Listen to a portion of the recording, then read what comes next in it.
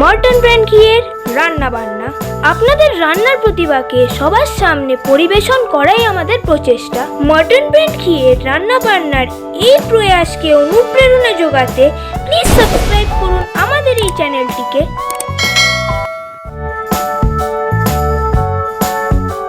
নমস্কার, আমি রাখি দত্ত। আমি চলে এসেছি মর্টন ব্র্যান্ড ঘিয়ের রান্না বান্নায়। আমি আজকে আপনাদের জন্য একটা খুব ইজি রেসিপি এবং যেটা সকলের ছোট থেকে বড় সবার প্রিয় আন্ডা এগ দিয়ে একটা রেসিপি আপনাদেরকে শেয়ার করব। আশা করছি আপনাদের ভালো লাগবে। রেসিপিটার নাম হলো ঘি এগ রোস্ট।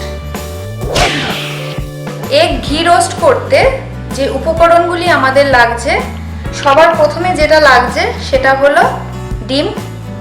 এছাড়া আমি রান্নাটা পুরোই করব আমাদের মর্টন ব্র্যান্ড ঘি দিয়ে। এছাড়া আমার লাগছে কারি পাতা, রসুন কুচি, পেঁয়াজ কুচি, নুন, হলুদ গুঁড়ো, টমেটো কুচি, আর লাগছে কাশ্মীরি লাল লঙ্কার গুঁড়ো। চিনিটা অপশনাল, যদি ইচ্ছা হয় দেবেন, না হলে দেবেন না। আর এখানে আছে একটা ভাজা মশলা। এখানে অনেক কিছু দিয়ে একটা মশলা আমি করে রেখেছি, সেটা আমি পরে আপনাদেরকে বলবো। অবশ্যই কিন্তু মাথায় রাখবেন। কেন জিজ্ঞেস করছি সেটা কিন্তু ক্রমশ প্রকাশ্য। শুরু করে দিলাম রান্নাটা।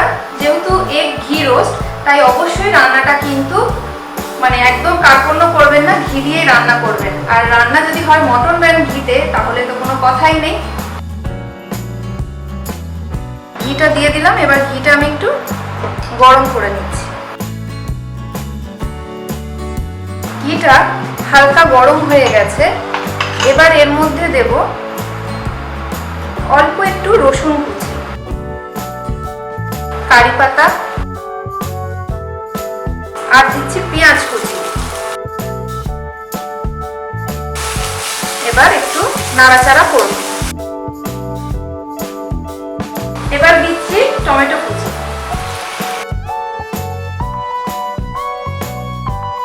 দিয়ে দেবো স্বাদ অনুসারে নুন। নুনটা দিলে পেঁয়াজ আর টমেটোটা একটু নরমও হয়ে যাবে। এবার আমি দিচ্ছি হলুদ গুঁড়ো, আর দিচ্ছি কাশ্মীরি লাল লঙ্কার গুঁড়ো, রংটা একটু আসার জন্য। সাথে দিচ্ছি একটু চিনি, তবে এই রান্নায় কিন্তু চিনি ব্যবহার হয় না। আপনারা পছন্দ না হলে চিনিটা কিন্তু স্কিপ করবেন। এবার এর মধ্যে দেব এই ভাজা মশলা। এই ভাজা মশলাটার হচ্ছে এই রান্নার মেন উপকরণ। এই ভাজা মশলার মধ্যে রয়েছে গোটা জিরে, গোটা ধনে, মৌরি, মেথি, লবঙ্গ, দারচিনি এবং গোটা শুকনো লঙ্কা। সবকিছু একসাথে খোলার মধ্যে ভেজে সেটাকে আমি মিক্সিতে জাস্ট মশলাটা করে রেখেছি। এটা আমি দিয়ে দেবো।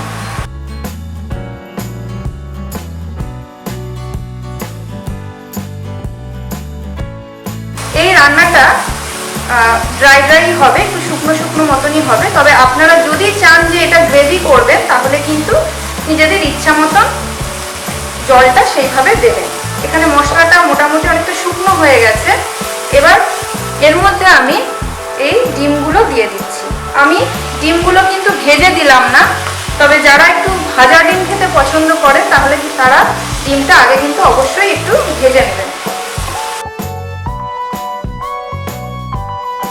যদি আপনারা ডিমটা ভেজে করেন, তাহলে অবশ্যই কিন্তু মর্টন ব্র্যান্ড ঘি দিয়ে সেখানে কিন্তু ভেজে নিতে হবে।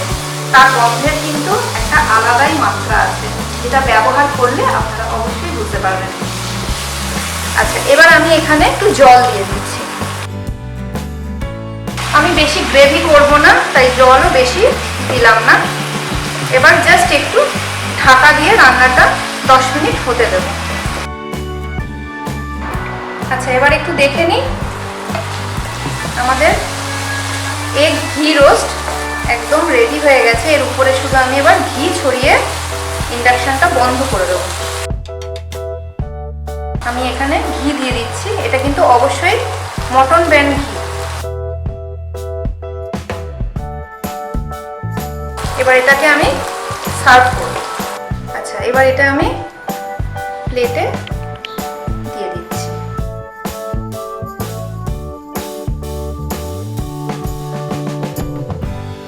একটু সাজিয়ে দিচ্ছি, উপরে কারি পাতা দিয়ে দিলাম।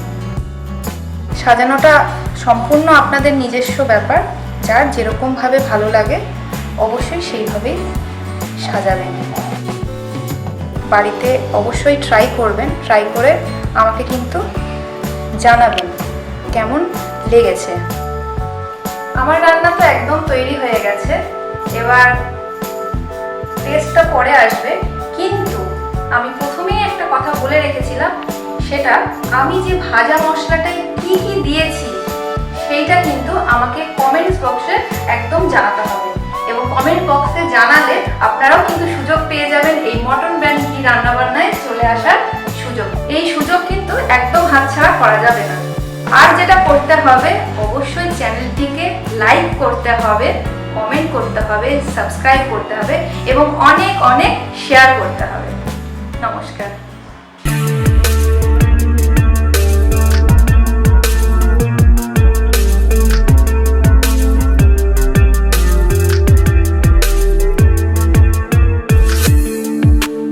সাবস্ক্রাইব করুন আমাদের এই চ্যানেলটিকে